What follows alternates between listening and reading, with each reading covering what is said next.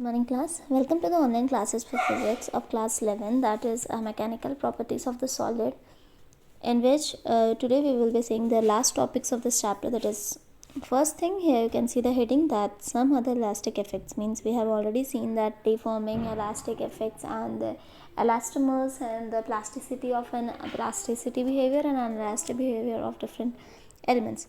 So today we are seeing to that what this elasticity and the plasticity which we have learned, what are their importance and what the applications of this elastic behaviors of the solids are used in our daily life. So first thing, that is elastic after effect. What that means, that if we are applying any deforming force and the original state is regained back if the restoring force is more than that of a deforming force.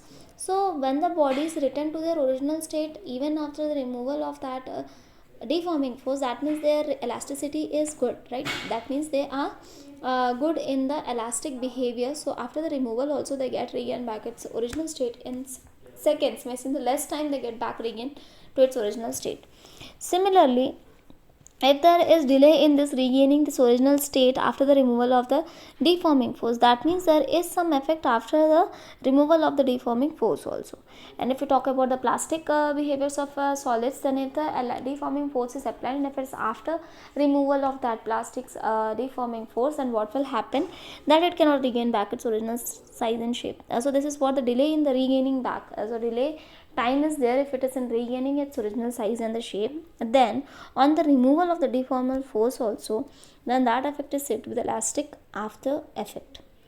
Okay, what we can say, that the elastic effects are too small, that's why they have delay in the time, but they regain back their original size and the shape. Some materials are there in which the wires we use in our daily lives, like when we stretch the wire of a spring, we consider first that if we stretch the wire of a spring, it gets regained back its original size and shape in less time. But if we talk about the plastic substance, then it cannot regain back its original size and the shape at a lot of time after removal of the deforming force also, because they are totally plastic.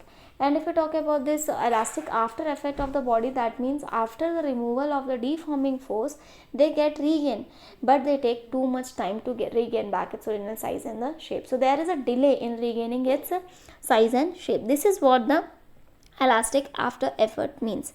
And I think this suspensions are made, yes, wires are used. If you know about the galvanometer, there is a device in our laboratory also, you can see this is the device which can measure your current and voltage together. So galvanometer is something which can measure the current, least currents which are flowing through the device. So in that magnets are used, and in between one rectangular coil is placed, and that is suspended by a wire, and that wire is made up of a phosphor bronze alloy. That means phosphor and bronze together, they are mixed up to give a good elastic effect. So what we can say, that if two magnets are kept and in between if the rectangular coil is placed, then what will happen, that they will try to move and again regain back to its original size and the shape. That means that a wire which with it's suspended, it should be of less elastic effect. If it is more elastic, then it cannot regain back, right? It will move very fast, the needle deflection will be very fast, so we cannot see. So this wire used to made of a phosphor bronze alloy, due to which their effect is too small, after the elastic effect is too small, that means they can regain back, but there is some delay. So glass fibers takes hours to regain, that means similarly to that of a galvanometer, there is less effect, means that they don't take that much time. But if we talk about glass fibers, then it takes lots of time to regain back its original state. So this is what elastic after effect means. Okay, so now if we talk about what is elastic fatigue, so fatigue, I think everyone is familiar with the word. So if in a torsional pendulum, you know about the pendulum's conditions also, simple torsional pendulums, a disc oscillates in the plane, right?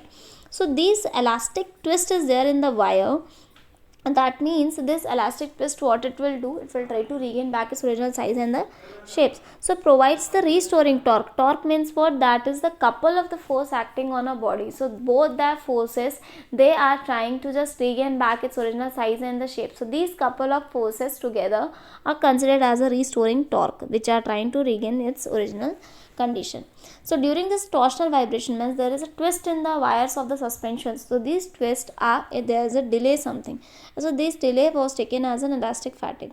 So the wire is subject to repeated alternating strains, means continuously, you can say that continuously you are changing its torsional pendulum, for that their twists are continuously happens. So this twisting in the wires are said to be that the strains are there, but and these strains are alternately continuously doing in that wire. So if we set the wire into torsional vibrations, it will try to vibrate and it will continue to try to twist. So there is a continuously changes in the strain. So for a long time before its vibration itself, it will get made to vibrate. The vibrations will die out in a lesser time. That means according to continuous strains, the wire is said to have a tired and fatigued, means it's already get very much tired, means the strength of the material caused due to this alternating strains that are happened due to the twisting, the material is subjected, then that is the elastic fatigue. Okay, so if it takes a hard wire, then it get broke. So it repeatedly in opposite direction as it loses its strength due to elastic fatigue. So same reason the railway bridges are declared unsafe after a reasonably good period to avoid the risk of the mishap. Okay, this is what the condition for the elastic fatigue, that is if the wire is getting twisted continuously or there is a strain continuously like in the twisting. So some materials get broke, but in some materials this fatigue is more. So this fatigue means the tiring up of that substance which is subjected to that strain, and it will get broke.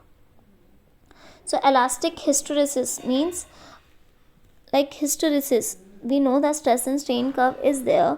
So on reversing the strain also there is some elasticness remain, and this remaining of the elasticness after the removal of the loop also, that loop considered to be a hysteresis loop. Okay, so when the stress and the strain curve increase the load, then there is an increase in the loop, that is you can see here, that is from A to B. Right, A or B, you can see from point centered point to A, then again to B, it is increased. And if we decrease the load, then the curve will return back from B to C to O. Thus fact is that stress and strain are totally proportional to each other, but curve is not retraced because the reversing curve is the elastic hysteresis, means there is some loss of the energy. This energy lost as heat during the loading and unloading of this cycle is considered as an elastic hysteresis. What are the applications? Like car tires, which is made with synthetic rubbers having small area, hysteresis loop becomes a, means what we can say that it is having small area. So car tire of such rubber will not get excessively heated, because if it is larger area then it will get excessively heated. So heated during the journey, it will get less heat because its area is less, and if it is more loops, area will be high, then its energy lost as a condition of the heat will also be high. So the padding of vulcanized rubber having large area hysteresis loop is used in the shock absorbers between the vibrating systems on that flat board. As the rubber is compressed and released during each vibration, it will dissipate a large amount of vibrational energy. Okay, these are the application for why this hysteresis, elastic hysteresis are there, and why it should be small and why it should be more. And if we talk about elasticity of the elastic cities applications, then why it is used. And we can say that the elastic limit, if we talk about more than that of the elastic limit, if a body is given stress, then it will be perfectly you can say deformed. It's permanently, it will deform and become a plastic material now. So the applications of elasticity is very necessary, that any metal should be never subjected to a stress beyond the elastic limit. Okay, so this is why the constructions in the buildings and the bridges conditions, there is a large depth and the small breadth, because the hysteresis loop will be small, but there will be a large depth because so that it can get elastically reformed easily. So elasticity applied in the designing a bridge such that it becomes not bent too much or broke under the load of the traffic. So under the load also it cannot break because the breadth is too small. So there does not be large bending or a break under the load of the traffic. Okay.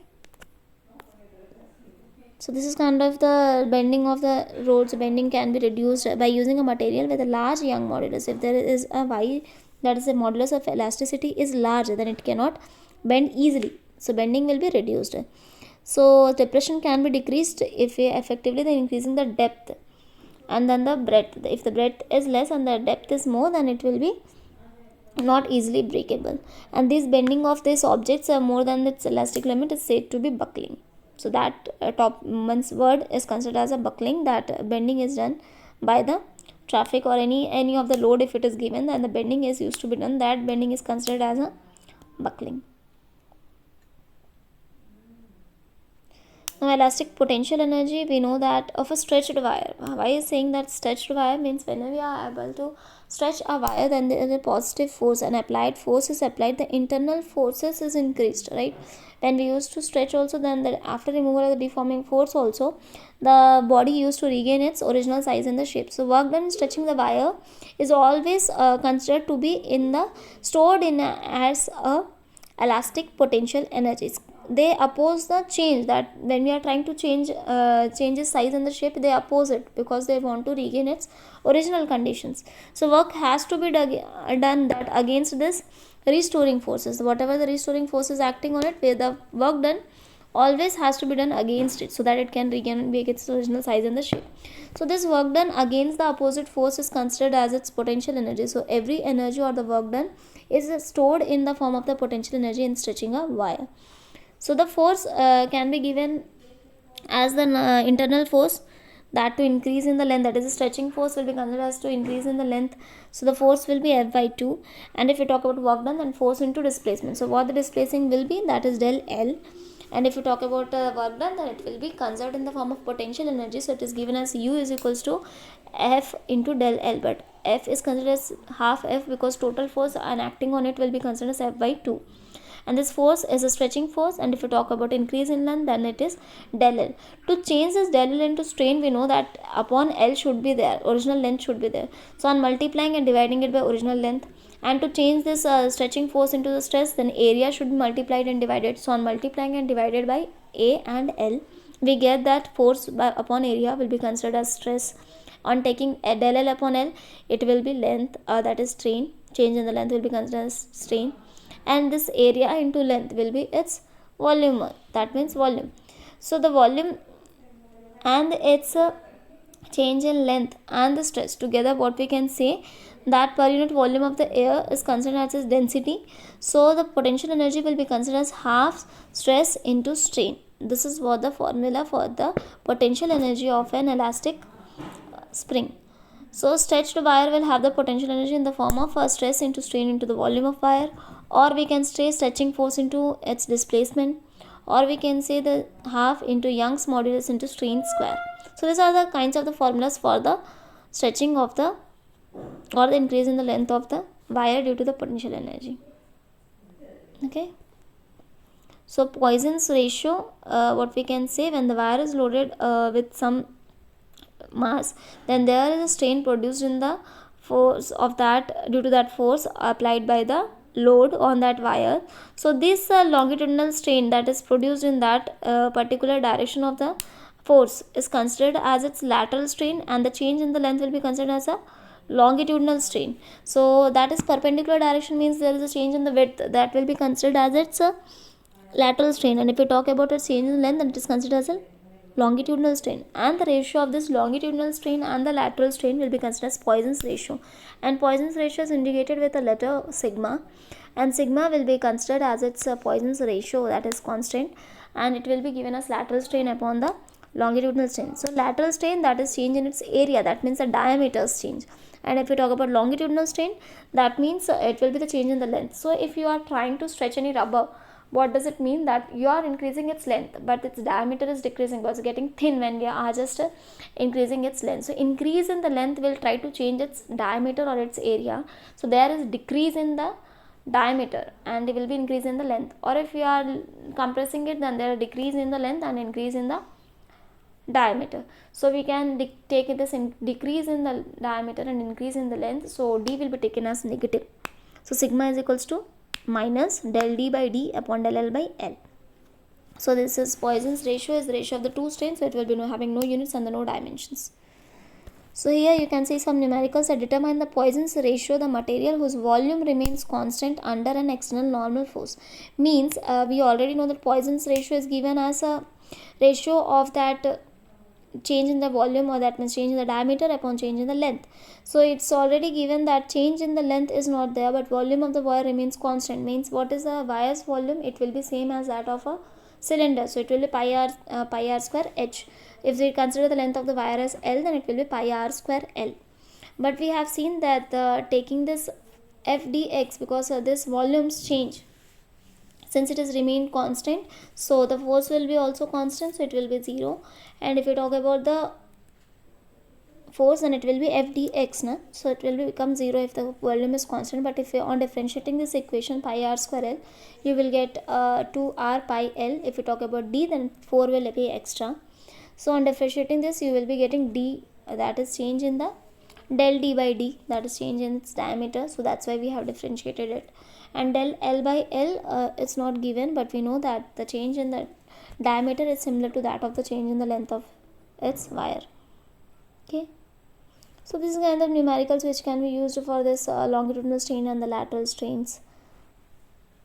And how can you find out the Poisson's ratio, like pi r square l, using its formula for the volume or the lengths. Okay, so this is what the last topic for your chapter, but we will, in the next class I will be repeating this chapter once again total together in the one topic, and after that we will be seeing some conceptual and the numerical questions related to this chapter. Okay, so thank you class. With this, your mechanical properties of the solid is completed.